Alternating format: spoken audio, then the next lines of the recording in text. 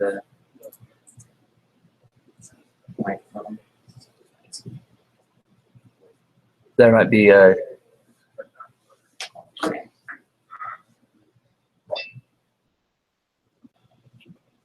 All right, you want to share your screen and I'll. Okay. And I haven't done share screen before. Oh, there it is. It's on the left-hand side. Screen share. Okay. How's that look? Awesome. Awesome. Sweet. Okay.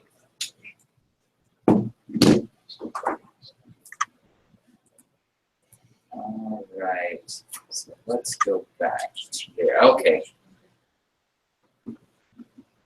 All right. So we just went over the structure that exists in these files. Let me just pull that up again and view. Okay, so we've got our R code here. This is basically where you're defining that you're going to call within R. It's called my widget. We're going to pass through four variables here: message, width, height, and element ID. You can see that we are using X as kind of this bin where we're throwing all of our options and data frames and everything into X, which is going to be passed on to the JavaScript code.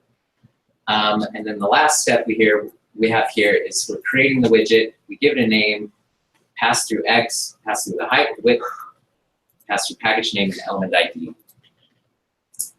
And then looking at we'll just look at the YAML file real quick. So all of this is commented out, but if you wanted a dependency, this is how you would define it. And then as for the JavaScript code, we've got the HTML widget takes three main objects within it. There's the name, the type, and then the factory. The factory is the most important of those three. It's actually doing all the work. And then within factory, within the return of factory, there's two objects that, well, one object that has to be there, one that can be there. You know, you can define your resize function depending on how it's viewed, whether it's mobile, browser, or on a computer, different things like that. But the render value is the most important. And so you can see we're passing to this factory function EL. So EL is going to represent the element that your visualization, your code is going to be appended within. So created within that element. And then the width and height are the ones that we're going to use different widths and heights than the ones that are passed through R. But then down here in the render value function, we're passing through our X. So this is the same X that we defined in our R code. And you can see, so we're taking the inner text of our element and we're setting it equal to the message object of our list X that we created before it. And so htmlwidgets is going to do the heavy lifting as far as converting that from R into the JavaScript environment. And so let's go back to the slide. So once you've created that, you've probably, I don't know if you've already tried it out.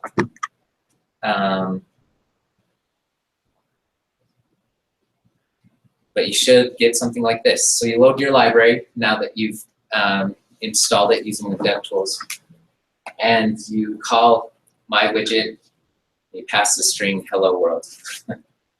Voila, and the output is here below. We've got an HTML object. Within this element, we've added the inner text hello world that it's going to print to the screen in your browser or whatever you're using, Shiny,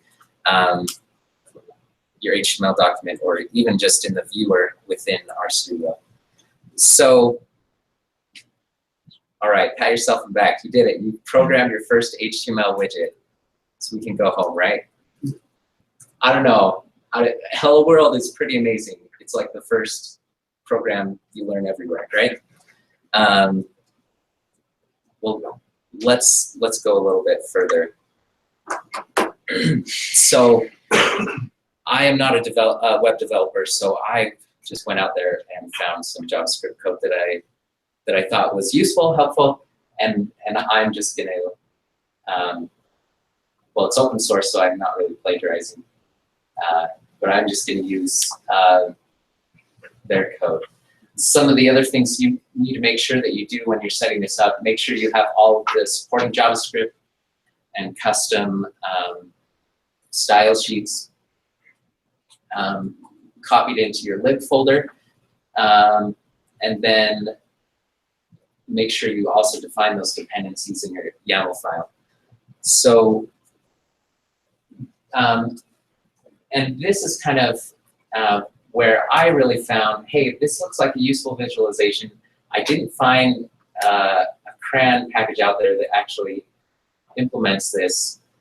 There are a lot of, and I wanted to kind of follow the same framework as the Network D3 package. You're creating network plots. One of the things, if you just do just a typical network plot, you've got a bunch of edges and nodes, and sometimes if you have a lot of edges and nodes, it just looks like a big mess. And so hive plots, and let me pull up this link here.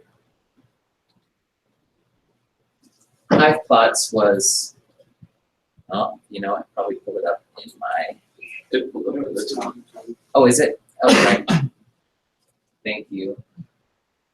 So hive plots is something I like. It kind of organizes the nodes almost on these axes. You know, maybe you could organize it over time. Maybe there's some other categorical variable that you can use to kind of organize all your nodes. And he's got colors here, he's got connections. You know, you hover over some of these. I really liked the features that he had on this visualization. There wasn't any code here, but luckily he did have, oh boy, I just lost my mouse. Here we go. What's the link on that? What was that? What's the link? Oh, the link. So, Just trying. yeah, bost.ocks.org/Mike, spelled M-I-K-E, and then /hive, H-I-V-E. Thank you. And like I said, I'll post all my slides in the page after, so you guys can check it out too.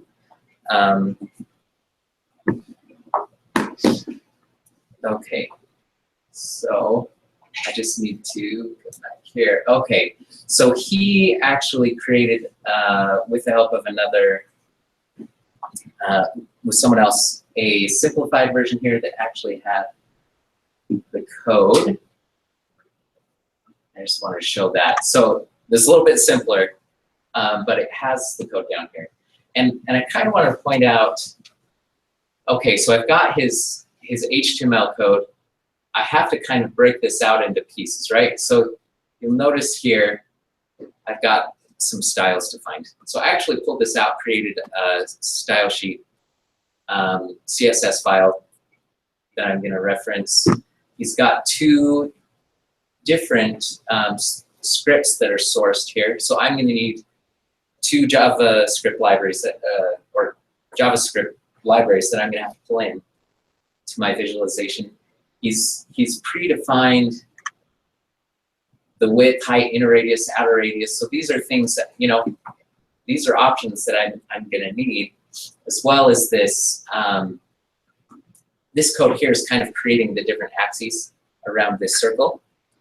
And I'm going to need to pass in, well, what if I want more than 3 axes, kind of like he has in the visualization? Well, I'm going to modify this code a little bit. So my R code is going to pass through, okay, I've got 5 axes, so I'm going to pass through 5. So rather than having range 4 here, I think I'm going to have range 6, right? And then he's got, and this is kind of an important piece here, he's got his nodes and his links. The nodes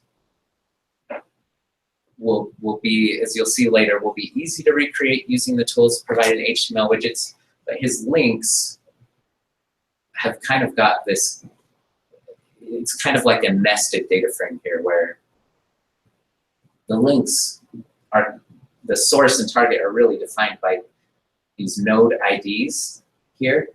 But then we're calling that specific node using its node ID, telling you like, here's the source node, here's the target node. So I'll show you the basic JavaScript code that I used to recreate that. And then the rest of this is really the meat of his visualization. It's going to actually create the object within the HTML element. This question. Okay. And then luckily, one of the sources, the code, one of the pieces of code that he sourced is here. The other one was available on our webpage, so I was able to download both of those and include them in my HTML widget. And hey, happy day!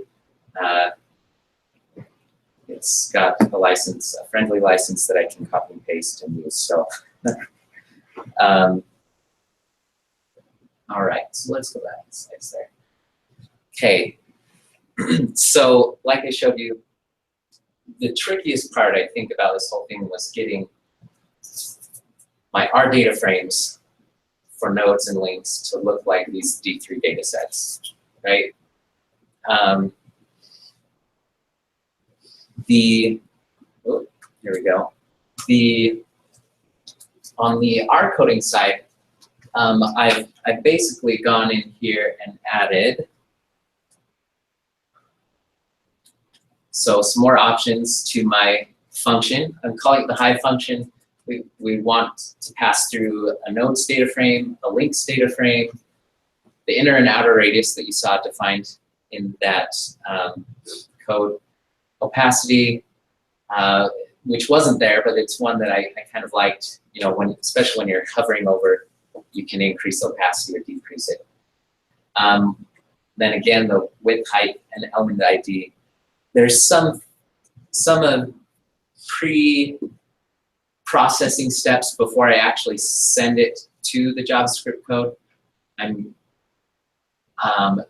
I've made nodes a little bit more flexible. Usually it'll take, you know, the axis number and then the position on that axis.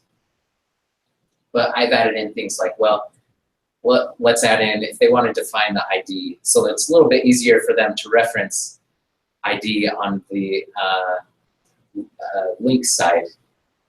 They can kind of predefine those IDs.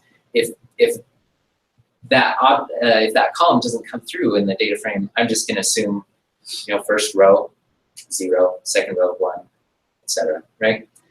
And then the next one is, well, hey, if there's a column for color, I'm going to pass through that color so that it can color my notes accordingly. If it doesn't, I'm just going to assume that they're going to want to color the notes by which axis it lies on. And then the last piece, like in the other one, we're just putting together our X object. It's a list of all our data frames. The num axis is to adjust for, okay, depending on how many axes are defined in my data frame, how many unique axes there are, I'm going to create this num axis variable that will adjust my visualization. And then some options, including the inner radius, outer radius, and opacity. And then the rest of this is essentially the same. Below this, in the code, you'll see that there's some shiny bindings. you really don't need to change anything that's there. It's pretty much boilerplate code. But it would be good to take note if you're going to put your visualization within a Shiny object, those will be the names of the functions that you're going to use to actually render your visualization in Shiny. Okay. So, like I said, for nodes, it was pretty easy to replicate. Taking my data frame to the D3 data set, htmlwidgets has a data frame to D3 function and set it up perfectly, right? But then here's the code that I actually used to convert my data frame of links, which basically was just the ID link. So the ID source node, the ID of the source node, the ID of the target node into columns. And how I did that is I just created a for each loop of these pre-links. Going to create a temp object. Within that, I'm going to create a source and target, and then essentially recreate what he has here. So we've got nodes of the ID for that node for source, and then target becomes nodes, and then the source, the ID of the target node, and then I just append those to the links object that I've defined up here. Okay, all right. Any questions? Good. Okay, so putting it all together, we've got all of my bindings are set up in R. They're set up in JavaScript. I built and loaded my package and defined some data frames to test it out. You notice here on my slides I've got Hive noint, where I did define it as Hive before. I created 2 functions just for this presentation so I could show the steps. So we pass this through, and let me just, I couldn't get around this, but I have to refresh. Is that, that's probably hard to see. Oh man. Yeah, that is kind of hard to see. But man, I wonder if there's lights maybe I can turn on. I think they're over here. It's not bad over there. It's not bad. Can you guys see it? I mean, all of the red is very hard to see. okay. There's a black one there too. Oh, there's a lot. Well, there you go. Oh yeah. You see it there? They're kind of dark. It's a purple. Anyway, man, I really should have put the white background on this. Pretend those links aren't there. So if you can see, I tried to brighten my screen, but I guess I'm not really changing the presentation up here. But you can kind of see we've got 5 axes here. There are these really dark black lines that you can't really see. And then we've got the nodes and the links to each of those. One of the things that was already pre-built in his code is he's actually coloring the link based on the target node, which you know I left in there. It's kind of nice to have that. So what do you think is the first question? So I showed this to a few friends. What do you think the first question was? Like, looking at this, it's like, where did... They want interactivity. Yes, yes. So like, well, I hovered over, is it supposed to do something, right? And that's always the first question. I think I've gotten a lot of the reports I produce in Shiny, a lot of the time, the first question is like, well, why can't I just hover over this and it tells me what it is, right? So it looks like I'm going to have to do some JavaScript coding anyway. Happy day, right? So So I need to make some finishing touches on this. It's definitely still a work in progress. Depending on your project, we're going to add some interaction. If you want to share your package on GitHub or CRAN, there's some steps you need to take there. And especially if you're going to be sharing your code like this, it's going to be extremely helpful to create documentation. And really, honestly, our studio made that part of it really easy. I believe under the hood, it's using our Oxygen 2 package, where basically you put all of your commented special comments and your R code all in the same file. And then our Oxygen 2 is going to kind of parse those out. Use your special comments to create your documentation, and then use your R code to create the function. And then lastly, you can add your package to the HTML widget gallery. And I'm going to show you, just because I noticed a lot of these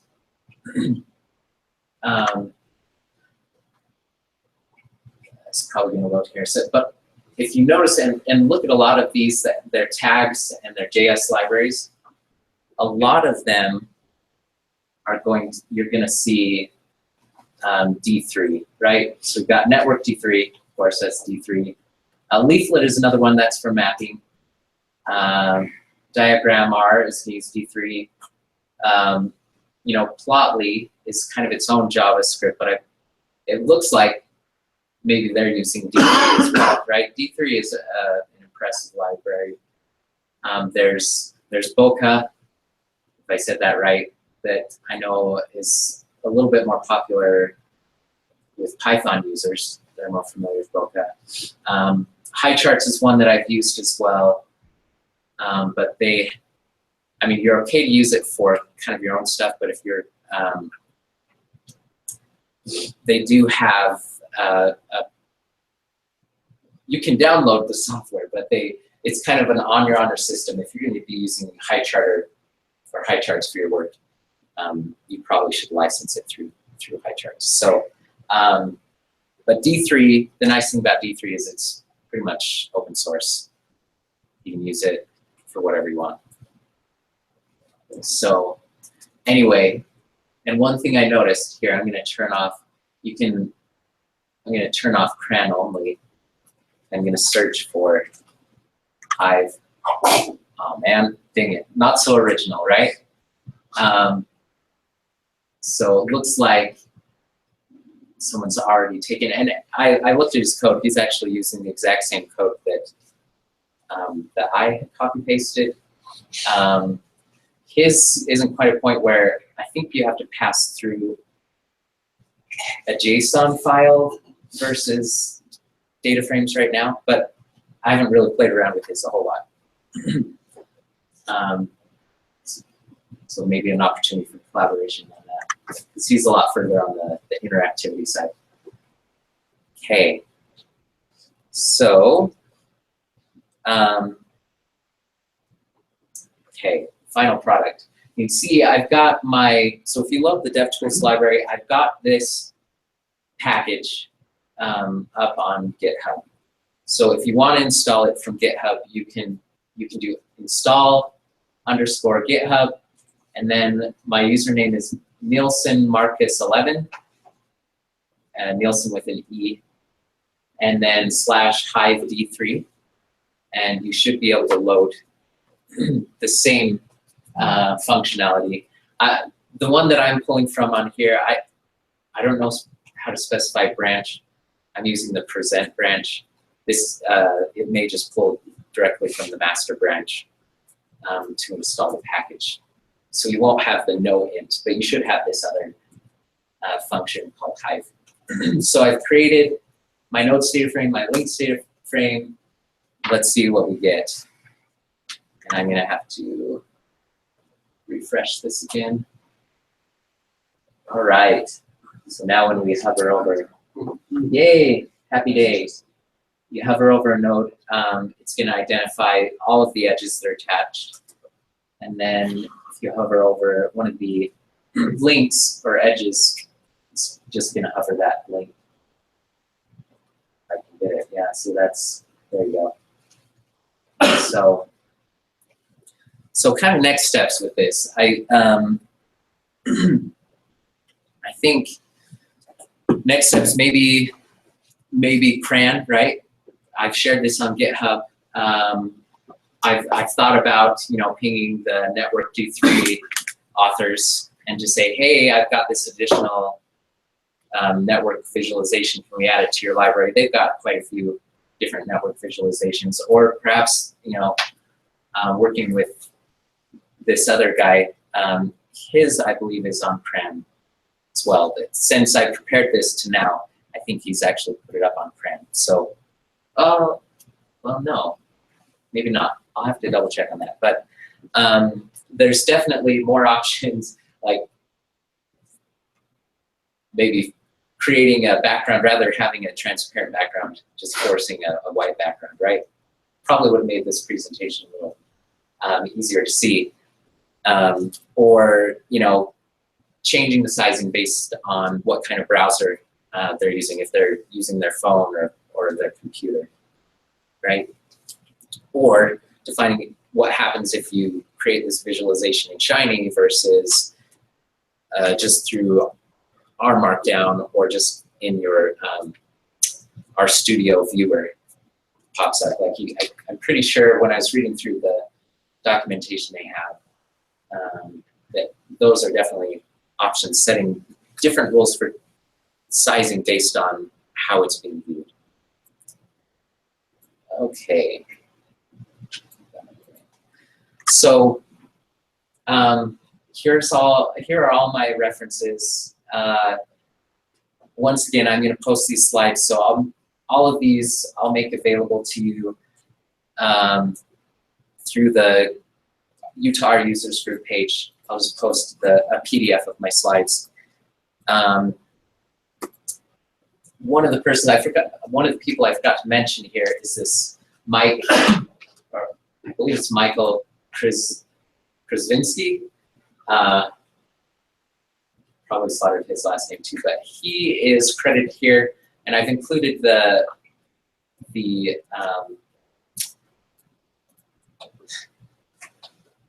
my mind just went blank. They're actually releasing the creation of hive plots. And so he's got a kind of cool web page you can look at. It's pretty fancy, looking at a bunch of different ways. And I think he is one of the proponents of, like, don't use these really messy network plots where you can't really see what's going on. Like, if you have a lot of data and you're trying to use a network plot, you know, you just get a big mess of edges and nodes, right? And so his argument is, like, use hive plots because it's going to make it easier to kind of tell how your data is kind of connected with. So, and then Ramnath V, that's how you spell his last name, I'm not going to say it, also has been very instrumental in creating the htmlwidgets package and the tutorial that I walked through. So there you have it. Any questions?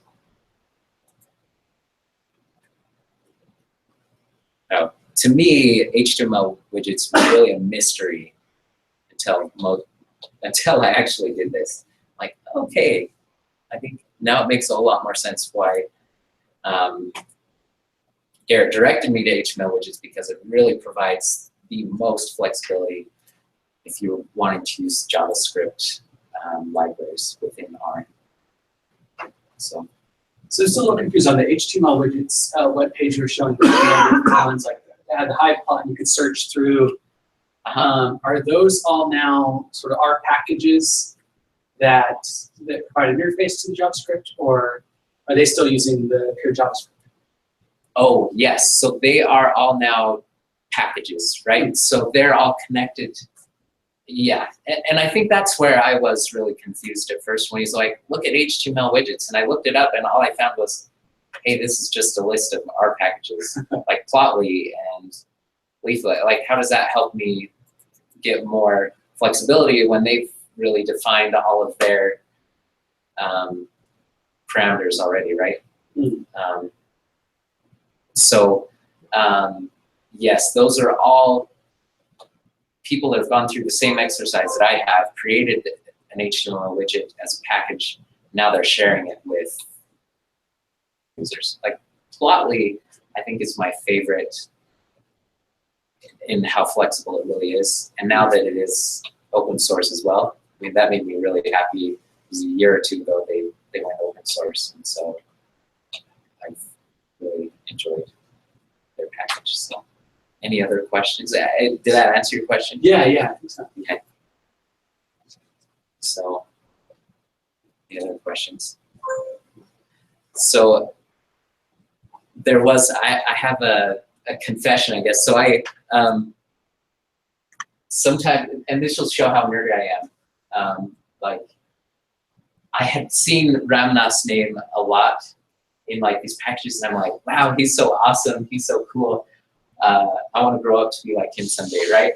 And I actually was on a phone call at my work with, oh man, who was it? So I believe we were on a phone call with Alteryx, which is kind of a kind of more drag and drop programming feel for analytics, right? And I saw that I really wasn't interested in using it because I'm like, I'm an R user. I really don't need Alteryx. But Ramnath was on the call, and I was so tempted to just be like, hey, can I ask a question that's not really related, but I just want to talk to you? You know, it was just funny. I didn't end up being on that call, but really cool guys that I've met at our studio. They're always willing to help, especially if you have questions about HTML widgets. I think they put a really impressive tool set together. So anyway, there you have it, HTML widgets.